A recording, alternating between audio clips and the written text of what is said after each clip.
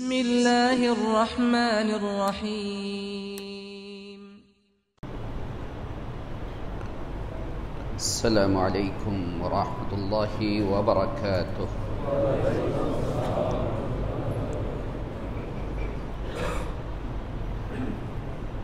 بسم الله الرحمن الرحيم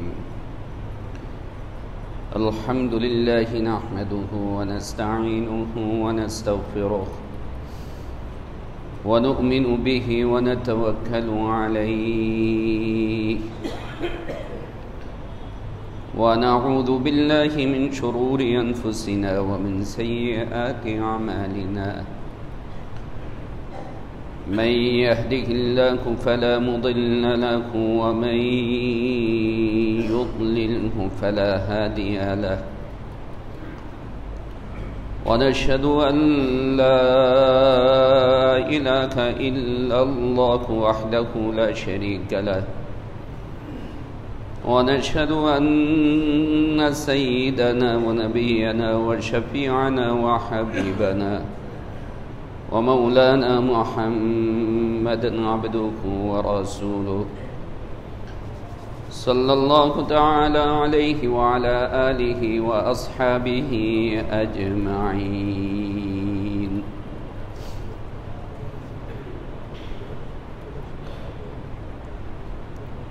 محترم প্রিয় মুসলিয়ান کرام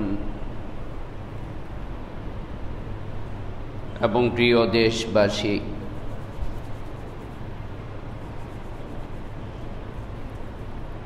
প্রশংসা একমাত্র আল্লাহ তাআলার জন্যই।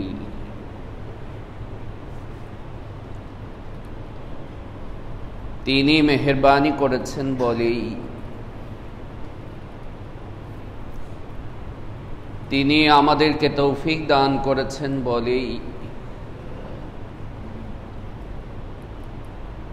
আমরা রমাদানুল মুবারকের প্রায় শেষ পর্যায়ে পৌঁছে গেছি।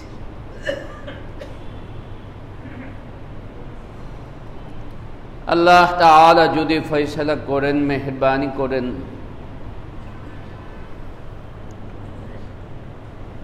আগামী বৃহস্পতিবার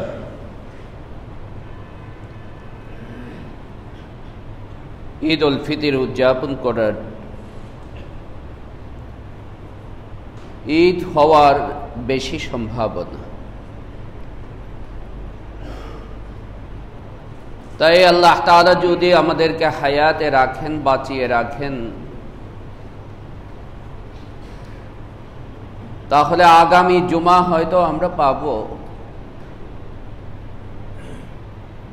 কিন্তু আগামী জুমাটা আর রমাদানুল মুবারকের জুমা হবে না।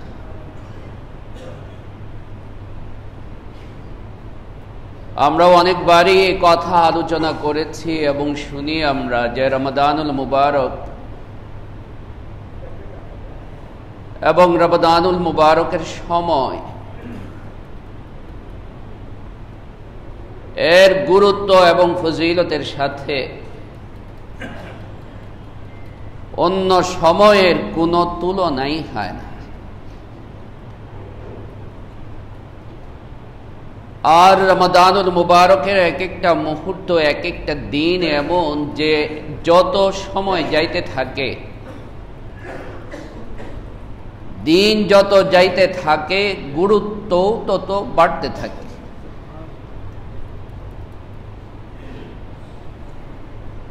তাই রমাদানুল মুবারকের শেষ দশকের গুরুত্ব আগের সময়ের তুলনায়, আগের 2 দশকের তুলনায় অনেক অনেক বেশি। এবং বিশেষ করে রাসূল পাক সাল্লাল্লাহু আলাইহি ওয়াসাল্লামের হাদিস হিসাবে লাইলাতুল কদর, শবে কদরের সম্ভাবনা যে রাতগুলোতে বেশি, এই সব রাতগুলোই শেষ দশকে, এবং শেষ দশকের বেজুর রাতগুলোতে আল্লাহ তাআলার ইচ্ছা, আল্লাহ তাআলার ফয়সালা, এর মধ্যে আমরা 3টা রাত অলরেডি আমাদের কাছ থেকে চলে গেছে, আমরা অতিবাহিত করেছি। তবে কি আমল করেছি, কি করতে পেরেছি, সেটা চিন্তা করলে তো আক্ষেপ এবং লজ্জিত হওয়া ছাড়া কোনো উপায়ই নেই। তাই আল্লাহ সুবহানাহু ওয়া তাআলার কাছে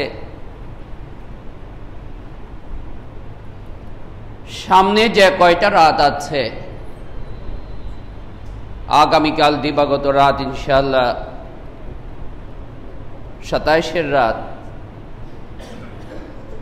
এরপরে তো আর মাত্র 28-29, বেশির বেশি আল্লাহ তাআলা যদি মেহেরবানি করেন আরেকটা রাত পাওয়া যেতে পারে। বুঝতে না বুঝতে, দেখতে না দেখতেই শেষ হয়ে যাচ্ছে এবং শেষ হয়ে যাবে। তাই আল্লাহ তাআলার কাছে এই ভাব এবং ভাবনা আমাদের অন্তরে জাগ্রত করা দরকার যে মাবুদ, কিছুই করতে পারিনি, এবং আমাদের তো বাস্তবেও তাই। আল্লাহ রাসূল সাল্লাল্লাহু আলাইহি ওয়াসাল্লাম সারা রাত জাগরণ করে ইবাদত করা, লম্বা নামাজ পড়া, কিয়ামুল লাইল করা, কত বেশি দীর্ঘ সময় নিয়ে তিনি নামাজে দাঁড়িয়ে থাকতেন যে কদম মুবারক ফুলে যেত, পা মুবারক ফুলে যেত, হাত্তা তাওয়াররামাত কাদামা। এত, আর এটা কেবল রমজানে ছিল এই কথা না, তার সব সময়ের ইবাদত।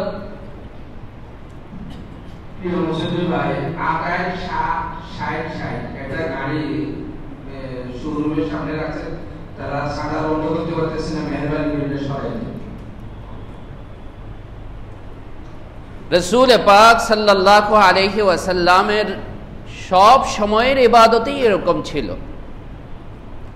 কিন্তু তারপরেও আল্লাহ তাআলার দরবারে তিনি হাত তুলে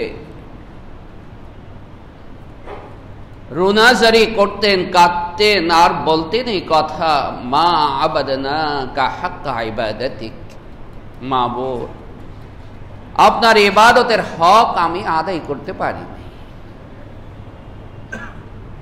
মা আবাদনাকা হাক্কা ইবাদাতিক ওয়া মা আরাফনাকা হাক্কা মারিফাতিক, এবং আপনার মারিফাতের হক আমি বুঝতে পারি নাই, এর হক আমি আদায় করতে পারি নাই। এত ইবাদত করার পরেও আল্লাহ রাসূল সাল্লাল্লাহু আলাইহি ওয়াসাল্লামের হৃদয়ের অবস্থা যদি হয় এই, তাহলে আমাদের তো মাটিতে গড়াগড়ি করে কান্নাকাটি করা দরকার যে আল্লাহ তাআলা কত মেহেরবানি আমাকে দান করেছিলেন, যে মেহেরবানির শুকরিয়া আদায় করে আমি শেষ করতে পারবো না। কিন্তু নিয়ামত পাওয়ার পরেও, এত বড় সুযোগ পাওয়ার পরেও আমি সেই গাফলতির মধ্যেই, আমার উদাসীনতা এবং অলসতার মধ্যেই আমার রমজানকে অতিবাহিত করেছি। প্রকৃতভাবেই আক্ষেপ করা, লজ্জিত হওয়া, আল্লাহ তাআলার দরবারে শর্মিন্দা হওয়া। অনেক সময় আল্লাহ সুবহানাহু ওয়া তাআলা যেহেতু বান্দার দিলের অবস্থা তার কাছে অত্যন্ত গুরুত্বপূর্ণ, আল্লাহ তাআলা বাহ্যিক অবস্থার চাইতেও বান্দার দিলের অবস্থাটাকে প্রাধান্য দেন এবং পছন্দ করেন। তাই অনেক সময় বান্দা কেবল আক্ষেপ আর অনুশোচনা আর অনুতপ্ততার কারণে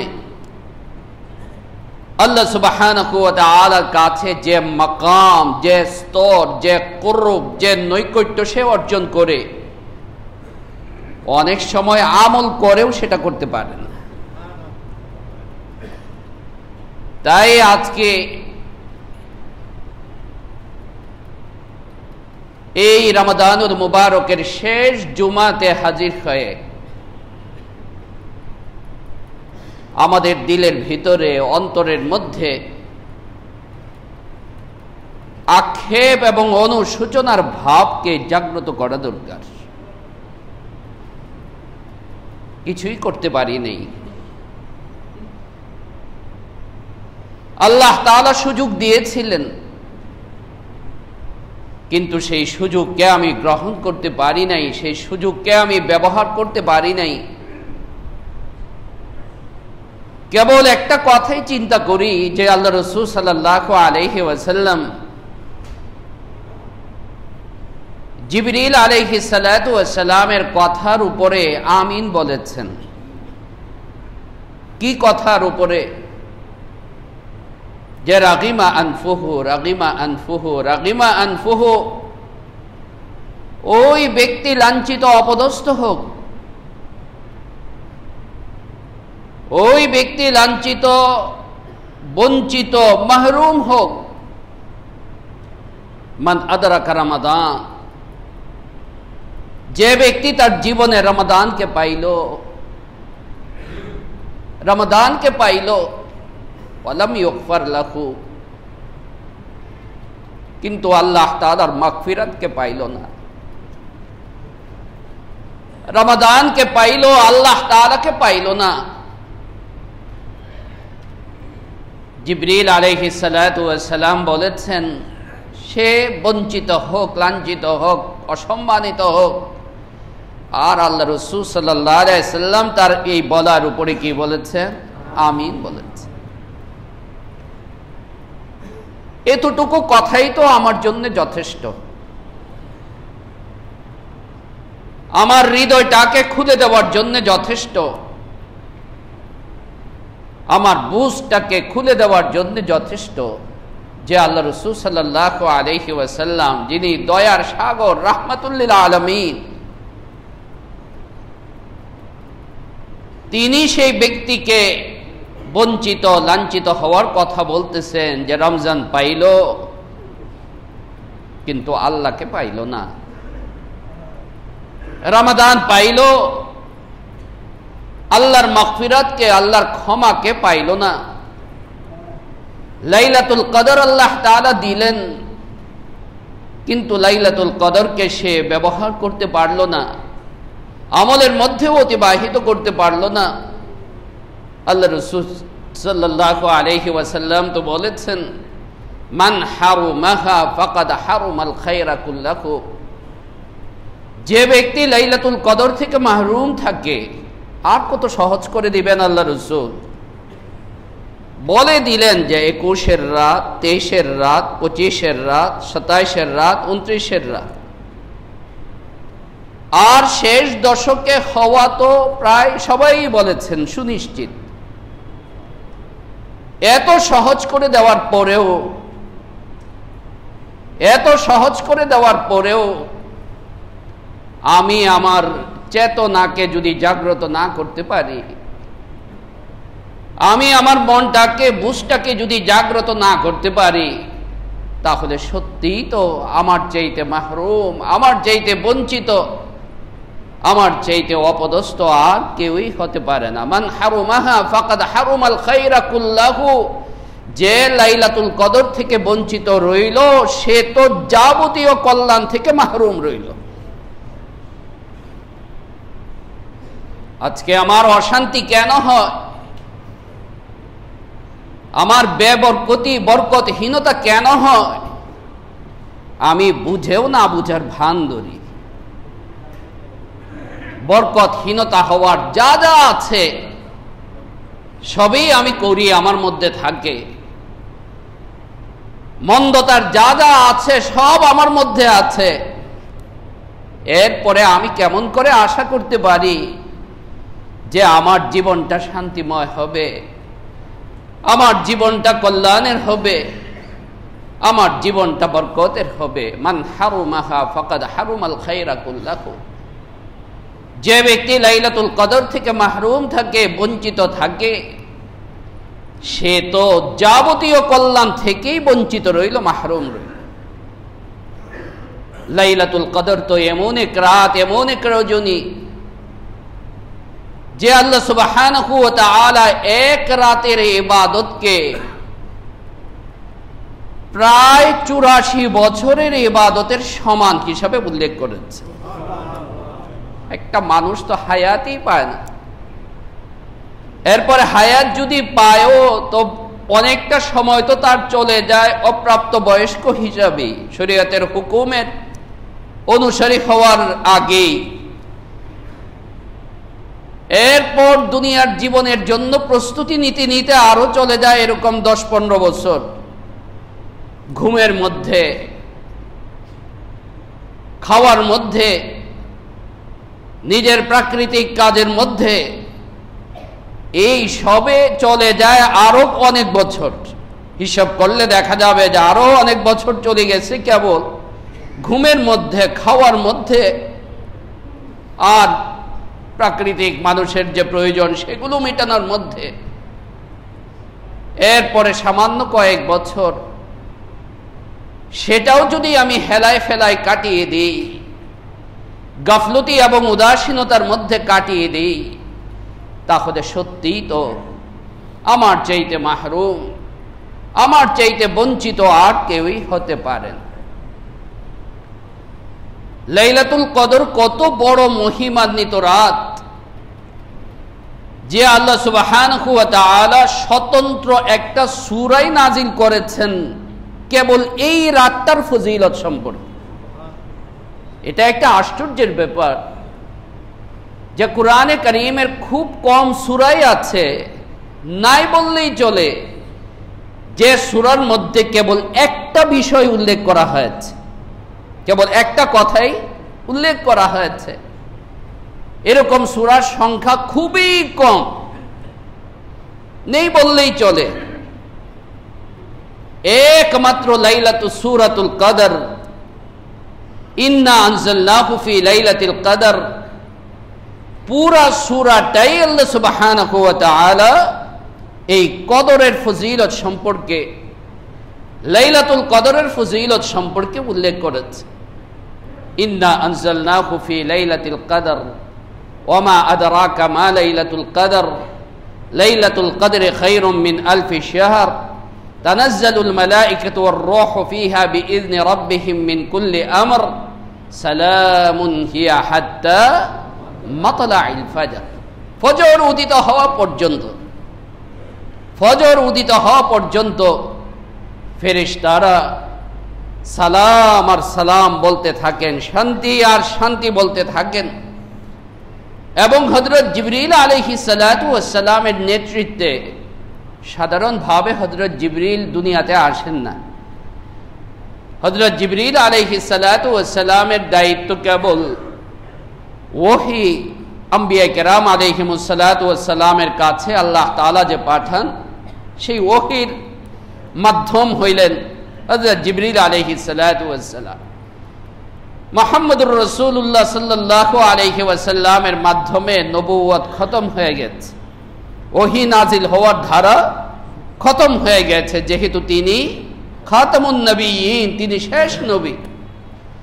কিন্তু একমাত্র লাইলাতুল কদরে হযরত জিবরিল আলাইহিস সালাতু ওয়াস সালাম ফেরেশতাদের আরো বড় এক দল নিয়ে প্রথমে কাবা ঘরে, কাবা শরীফের এখানে তারা আসেন। এরপর হযরত জিবরিল আলাইহিস সালাতু ওয়াস সালামের নির্দেশে গ্রুপ গ্রুপ করে পৃথিবীর বিভিন্ন জায়গায় সেই ফেরেশতাদেরকে পাঠিয়ে দেওয়া হয় এবং সেই ফেরেশতারা দুনিয়ার সব জায়গায়, সব মসজিদে, যেখানেই আল্লাহর বান্দারা ইবাদতের মধ্যে ব্যস্ত আছে, ইবাদতের মধ্যে রত আছে, তাদের একটা লিস্টি, তাদের একটা তালিকা তাদের কাছে থাকে। আর ওই সমস্ত ফেরেশতারা তাদেরকে ঘিরে ফেলেন, পরিবেষ্টন করে ফেলেন। এরপর ফজরের সময় আবার তারা কাবা শরীফে একত্রিত হন এবং জিজ্ঞাসা করেন, আলোচনা করেন হযরত জিবরিলকে, আল্লাহ সুবহানাহু ওয়া তাআলা আজকে কি ফয়সালা করেছেন। হযরত জিবরিল আলাইহিস সালাতু ওয়াস সালাম তাদেরকে জানান যে আল্লাহ তাআলা এই লাইলাতুল কদরে যারা ইবাদত করেছে, রাত্রি জাগরণ করে জিকির আজকার করেছে, ইবাদত করেছে, তাদের সবাইকে আল্লাহ তাআলা মাফ করে দিয়েছে। এটাই আল্লাহ রাসূল সাল্লাল্লাহু আলাইহি ওয়াসাল্লাম সহিহ বুখারীতে বর্ণিত হাদিস। আল্লাহ রাসূল সাল্লাল্লাহু আলাইহি ওয়াসাল্লাম বলেন, মান কামা লাইলাতুল কদরি ঈমানান ওয়া ইহতিসাবা গুফিরা লাহু মা তাকদ্দামা মিন যামবিহি।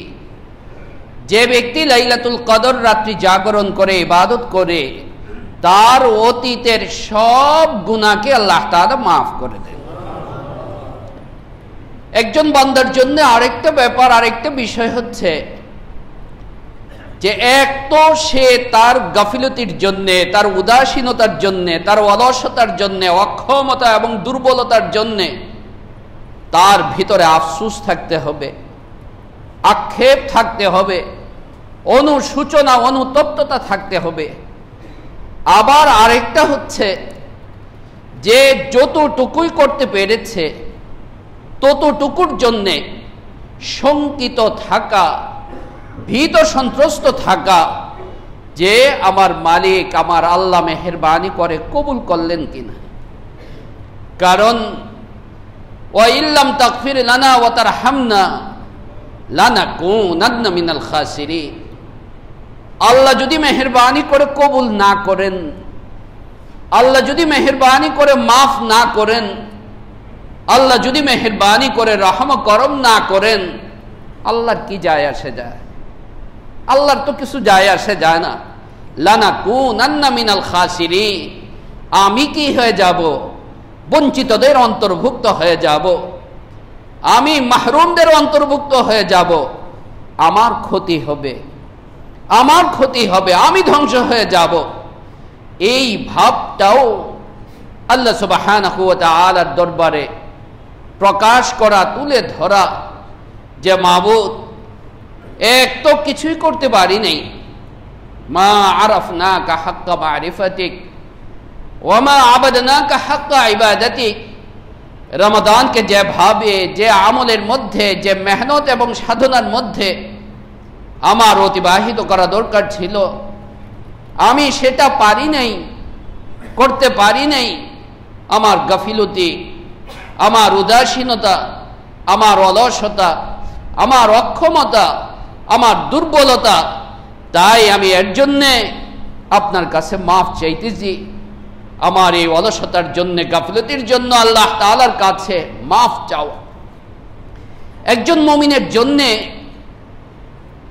আর একটা বিষয় হচ্ছে যে সে নিজেই নিজের হিসাবের মধ্যে রাখা, হিসাব গ্রহণ করা। তাই রমাদানুল মুবারকের যত ফজিলতের হাদিস আছে এবং যত আমলগুলোর হাদিস আছে, সব ফজিলতের এবং আমলগুলির মধ্যে আল্লাহ রাসূল সাল্লাল্লাহু আলাইহি ওয়াসাল্লাম দুইটা শর্ত লাগাইছেন।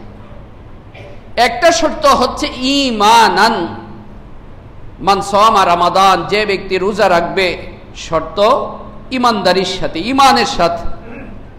কারণ আমরা জানি যে ইমান ছাড়া, কারো যদি ইমানই না থাকে, তাহলে যত আমলই সে করুক আখিরাতের মানদণ্ডে সেটা কি নয়, গ্রহণযোগ্য নয়, সেটা আল্লাহ তাআলার কাছে মকবুল নয়, কবুল নয়।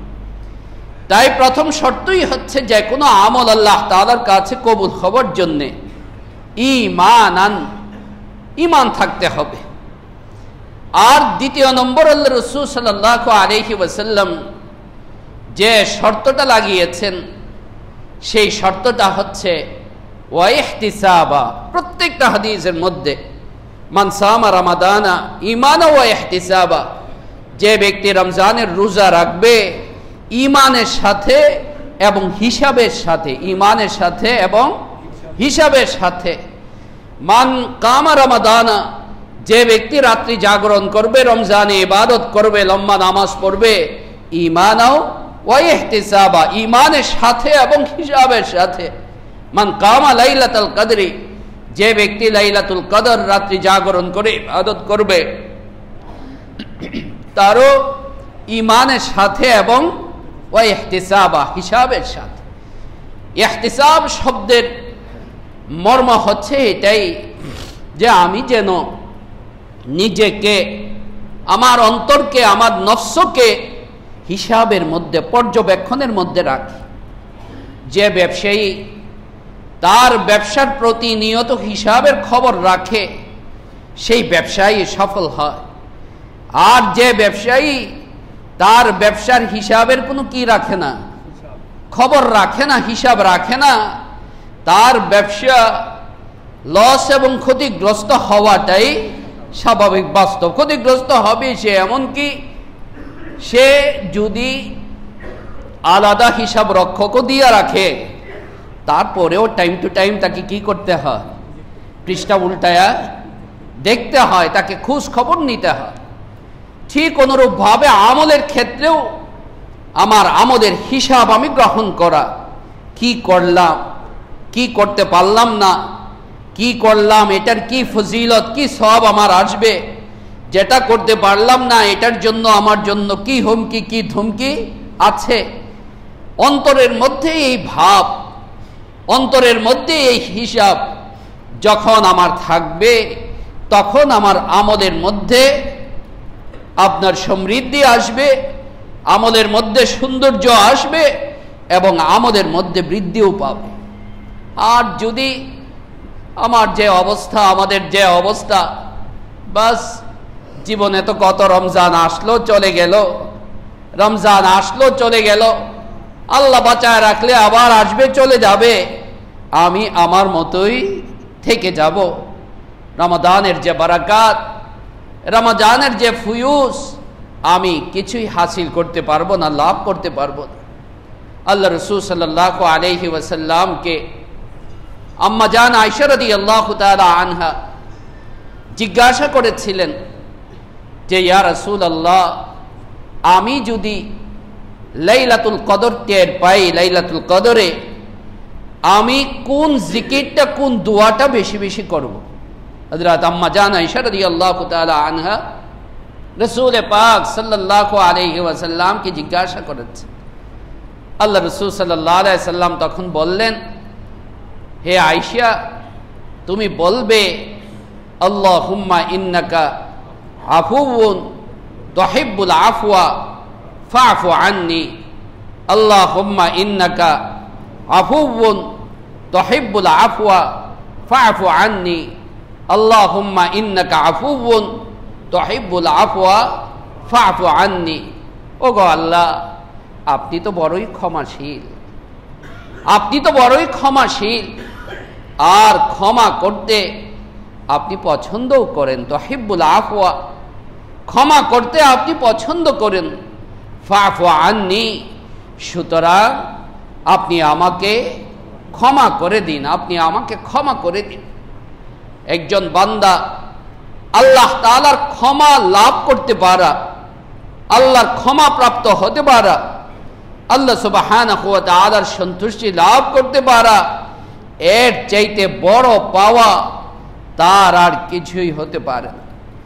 তাই আল্লাহ রাসূল সাল্লাল্লাহু আলাইহি ওয়াসাল্লাম আল্লাহ তাআলার কাছে ক্ষমা চাওয়ার জন্যে বলেছে। আম্মা জান আয়েশা রাদিয়াল্লাহু আনহার আর একটা ঘটনা আছে যে একদিন আল্লাহ রাসূল সাল্লাল্লাহু আলাইহি ওয়াসাল্লামকে তিনি খুব ভালো মিজাজের মধ্যে দেখলেন, আনন্দের মিজাজের মধ্যে দেখলেন। দেখে আল্লাহ রাসূল সাল্লাল্লাহু আলাইহি সাল্লামকে বললেন, ইয়া রাসূলুল্লাহ, আপনার কাছে একটা আবদার করতাম, আমি একটা জিনিস চাইতাম। আল্লাহ রাসূল সাল্লাল্লাহু আলাইহি সাল্লাম বললেন, হ্যাঁ চাও, মুড ভালো আছে, খুশির মধ্যে আছেন, আনন্দ আছেন, চাও। হযরত আয়েশা রাদিয়াল্লাহু তাআলা আনহা বললেন যে আল্লাহ তাআলার কাছে আপনি আমার মাগফিরাতের জন্য দোয়া করে দেন, আমার ক্ষমার জন্য দোয়া করে দেন। আল্লাহ রাসূল সাল্লাল্লাহু আলাইহি ওয়াসাল্লাম সাথে সাথে তার হাত মুবারক উঠাইলেন এবং তিনবার এই কথা বললেন, আল্লাহুম্মা গফির লি আয়েশা, আল্লাহুম্মা গফির লি আয়েশা, আল্লাহুম্মা গফির লি আয়েশা। ওগো মাবুদ, আপনি আয়েশাকে ক্ষমা করে দিন, আপনি আয়েশাকে ক্ষমা করে দিন, আপনি আয়েশাকে ক্ষমা করে দিন। হযরত আয়েশা রাদিয়াল্লাহু তাআলা আনহু এত খুশি হওয়া হইলেন, এত খুশি হওয়া হইলেন যে আল্লাহ রাসূল সাল্লাল্লাহু আলাইহি ওয়াসাল্লাম বলেই ফেললেন যে আয়েশা, আমি দোয়া করেছি, তুমি অনেক খুশি, খুশি লাগতেছে তোমাকে অনেক। হযরত আয়েশা বললেন, খুশি হব না, আপনি আমার মাগফিরাতের জন্য আল্লাহর কাছে দোয়া করেছেন। নবী নিজে তার মাগফিরাতের জন্য কি করতেছেন? দোয়া করতেছেন। তখন রাসূল পাক সাল্লাল্লাহু আলাইহি ওয়াসাল্লাম হযরত আম্মা জান আয়েশাকে বললেন, ও আয়েশা, শুনে রাখো, আমি তো এই দোয়া আমার উম্মতের জন্য প্রতি নামাজের পরে করি। কতটা ভালোবাসতেন আল্লাহর নবী সাল্লাল্লাহু আলাইহি ওয়াসাল্লাম তার উম্মতকে, এবং আমাদের জন্যে, আমাদের সুখ শান্তির জন্যে, আমাদের উন্নতির জন্যে, আমাদের কল্যাণ, আমাদের খায়র, আমাদের কল্যাণের জন্যে কত তিনি উদ্গ্রীব ছিলেন, আগ্রহী ছিলেন। আল্লাহ তাআলা সূরা তাওবার শেষ আয়াতগুলিতে বলেছেন, শেষ আয়াত, লাকাদ জাআকুম রাসূলুম মিন আনফুসিকুম আজিজুন আলাইহি মা আনিতুম, তোমাদেরকে যেটা কষ্ট দেয় এটা তাকেও কষ্ট দেয়। হারিসুন আলাইকুম, যে তোমাদের প্রতি অত্যন্ত আগ্রহী, অত্যন্ত আগ্রহী, তোমাদের কি করে ভালো হবে, আমাদের কি করে ভালো হবে, কল্যাণ হবে, এই চিন্তাই তিনি করেছেন। এবং কেবল দুনিয়াতে এই কথাই না, আখিরাতেও হাসরের ময়দানে তিনি উম্মতি উম্মতি করবেন। ওগো মাবুদ, আমার উম্মতের কি হবে, আমার উম্মতের কি হবে। সুতরাং ভাই, নবী করিম সাল্লাল্লাহু আলাইহি ওয়াসাল্লামের শানে রমাদানুল মুবারকে খুব বেশি দুরূদ শরীফও আমাদের পাঠ করা উচিত। আমরা এর আগে তারাবির নামাজের আগে পরে আমরা আলোচনা করেছি, লাইলাতুল কদর অবশ্যই আমি ইবাদত করব এবং ইবাদতের জন্য চেষ্টা করব।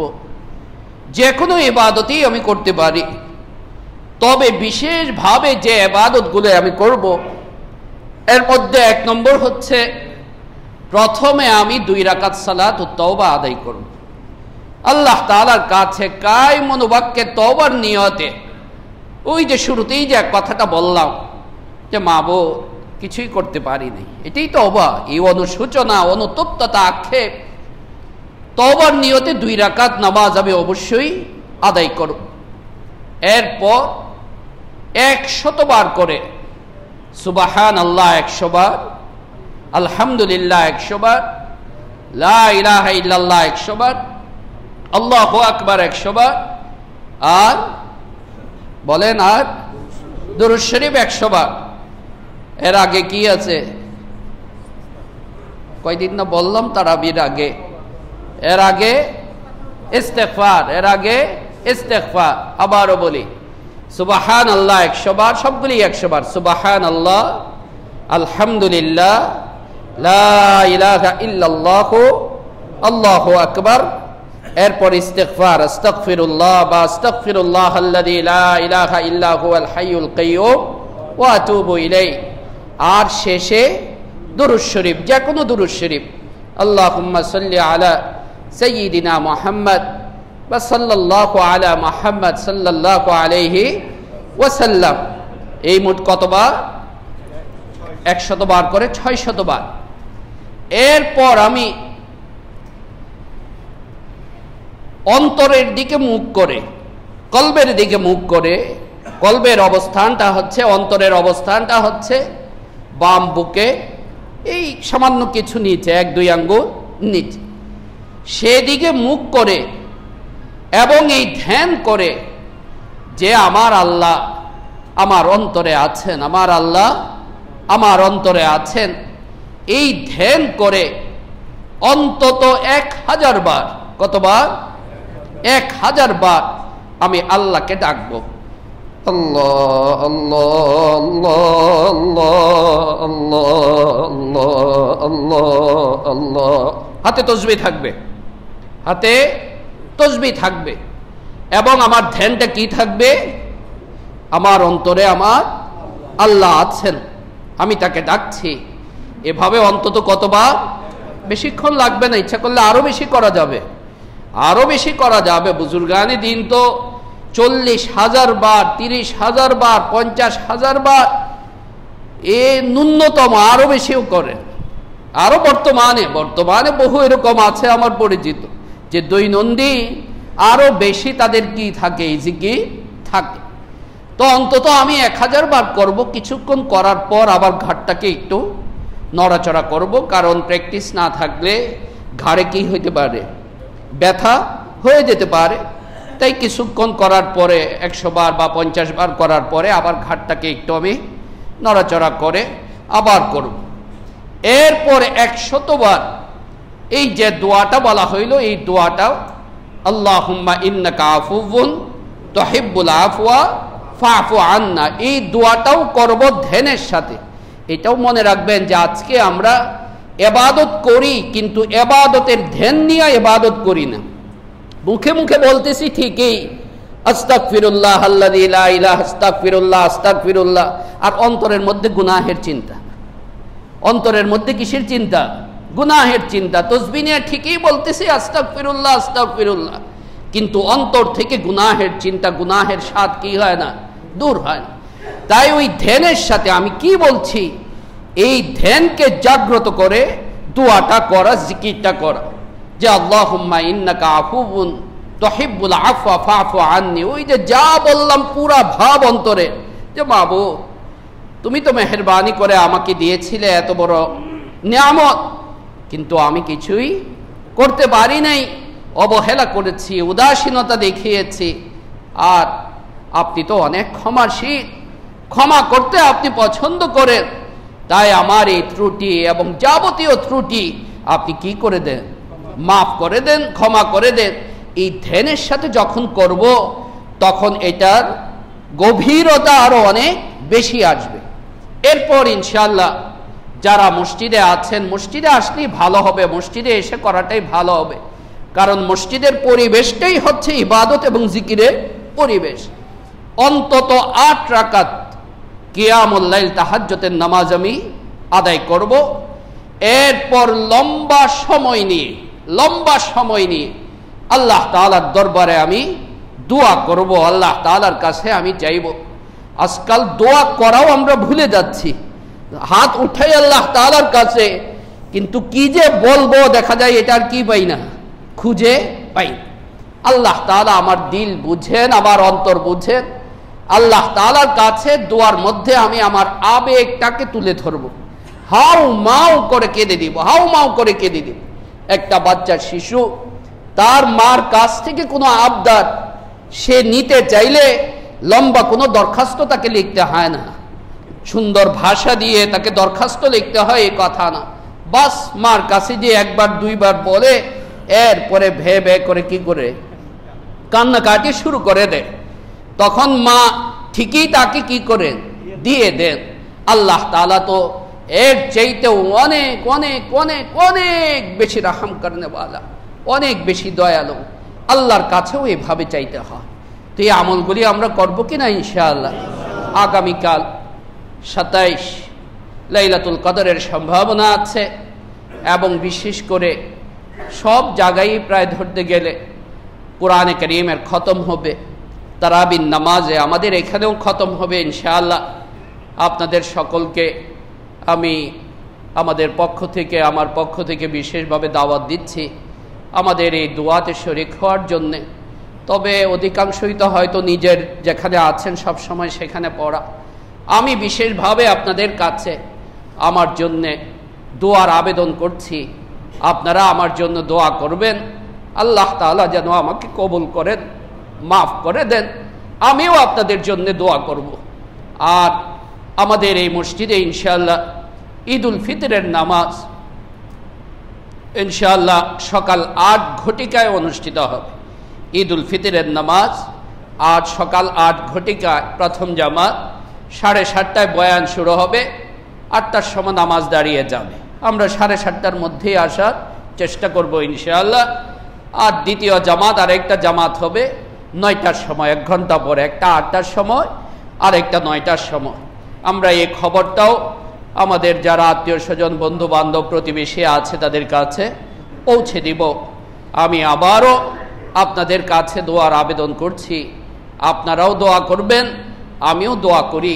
বিশেষভাবে এই দোয়াই করা যে আল্লাহ তাআলা যেন আমাদের রমজানকে কবুল করে নেন এবং আল্লাহ তাআলা রমাদানের যে বড় পুরস্কার লাইলাতুল কদর আল্লাহ তাআলা আমাদেরকে যেন দিয়া দেন। আমিন। ওয়া আখিরু দাওয়ানা আনিল হামদুলিল্লাহি রাব্বিল আলামিন।